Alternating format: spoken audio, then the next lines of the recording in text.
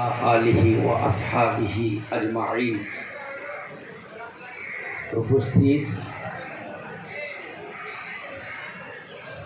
আজকের এই ঈদে মিলাদুন্নবী মাহফিলে এবং সৈয়দুল উলামা আলা হযরত মাওলানা শাহ সৈয়দ কুতুবুর রহমান রহমতুল্লাহ আলাইহির ৫৪তম উরুস মাহফিলে যারা হাজির হয়েছেন সকলের প্রতি সালাম, আসসালামু আলাইকুম ওয়া রাহমাতুল্লাহি ওয়া বারাকাতুহু।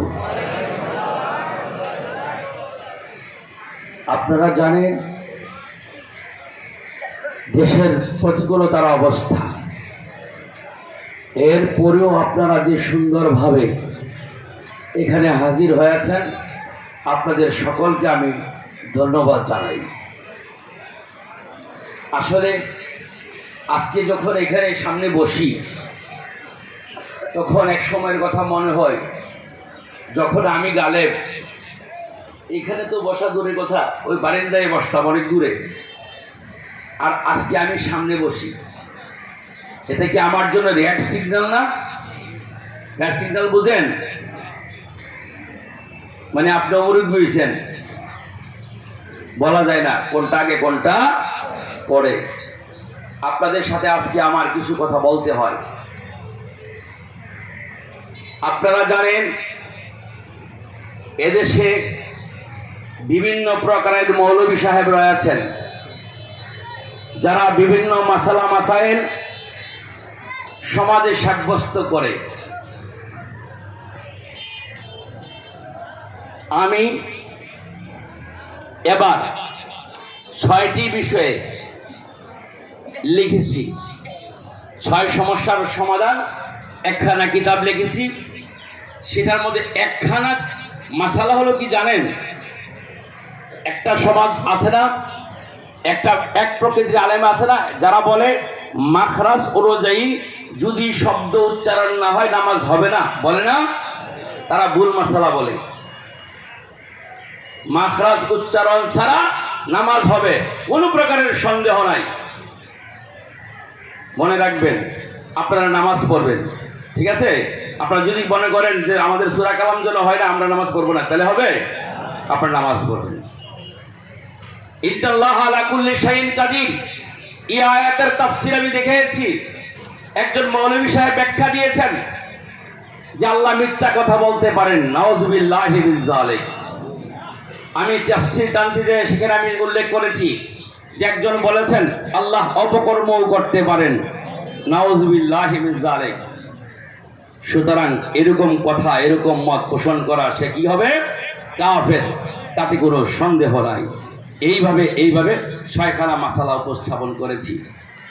বর্তমান সময়ে আমরা বিভিন্ন জায়গায় শুনেছি এবং শুনি যে বিভিন্ন জায়গায় আপনারা মোবাইলের মধ্যে দেখেন, আমাকে অনেকে দেখেছেন যে কি করে মাজারের উপরে হামলা করে।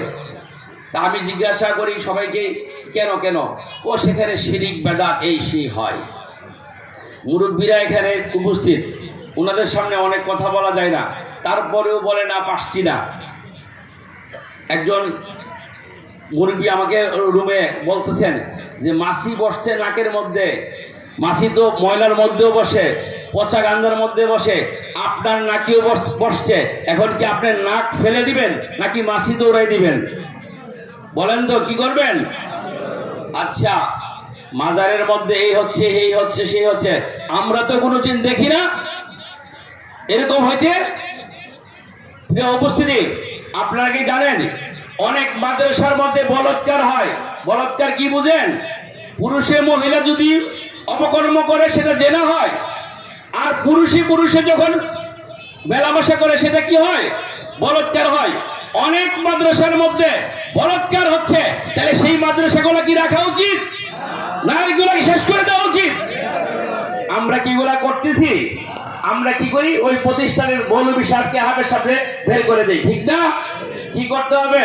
যেখানে অন্যায় অপরাধ দেখবো সেখান থেকে অন্যায় অপরাধকে সরিয়ে দিব।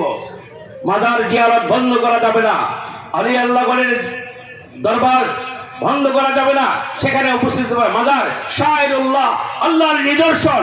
আল্লাহর নিদর্শনকে অবশ্যই ঠিক রাখতে হবে। ঠিকই না? প্রিয় উপস্থিতি, আপনারা সেদিকে খেয়াল রাখবেন এবং সেইভাবে চলবেন। আল্লাহর রহমতে আপনারা যারা এখানে হাজির হয়েছেন, আমি আপনাদেরকে ধন্যবাদ জানাই। আপনারা যে এত সুন্দরভাবে এখানে হাজির হয়েছেন, আপনাদের সকলকে দেশের বিভিন্ন প্রান্ত থেকে আপনারা এখানে হাজির হয়েছেন। আমি বিভিন্ন জায়গার মধ্যে খানকা শরীফ হয়ে থাকে, কি হয়? খানকা শরীফ। আমি একটু টার্গেট দিলাম যে আসলে তো খানকার দরকার। আমি এই ৫৫টা জেলার মধ্যে ১২৭টি খানকা করেছি। কয়টা? ১২৭টি খানকা ঠিকানা আপনাদেরকে দেওয়া হবে। আপনারা যারা ভক্তবৃন্দ রয়েছেন ওই খানকায় যোগাযোগ করবেন। আপনারা আমার চাচার মুরিদ হন, বাবার মুরিদ হন, ভাইয়ের মুরিদ হন, সবাই সেখানে যেতে পারবেন, কোনো প্রকার অসুবিধা থাকবে না। এবং আপনারা যারা এখানে হাজির হয়েছেন, আমি সকলকে, আপনারা অনেকে পরিচিত, অনেকের সাথে অপরিচিত, আপনারা এখানে হাজির হয়েছেন।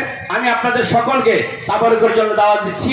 তাবারুক আপনারা নেবেন এবং আপনাদেরকে যখন বলা হবে, এরপরে আমাদের মধ্যে আমার ভাইয়েরা, আমার চাচারা তাবারুকের ব্যবস্থা করেছেন। তো সবাই যা যেখানে বলবে সেখানে যাবেন। আর যারা আপনারা দরবারের উদ্দেশ্যে এখানে হাজির হয়েছেন, আমার পক্ষ থেকে কোনো আপত্তি নাই, সবার দাওয়াত, আপনারা এখানে বসতে পারেন। আল্লাহ পাক রব্বুল ইজ্জত আমাদের সকলকে তাবারুক দিয়ে ওঠার তৌফিক দান করে। আমরা আমিন। আপনারা একটু ধৈর্য ধারণ করে বসবেন, আপনারা তাড়াহুড়া করবেন না।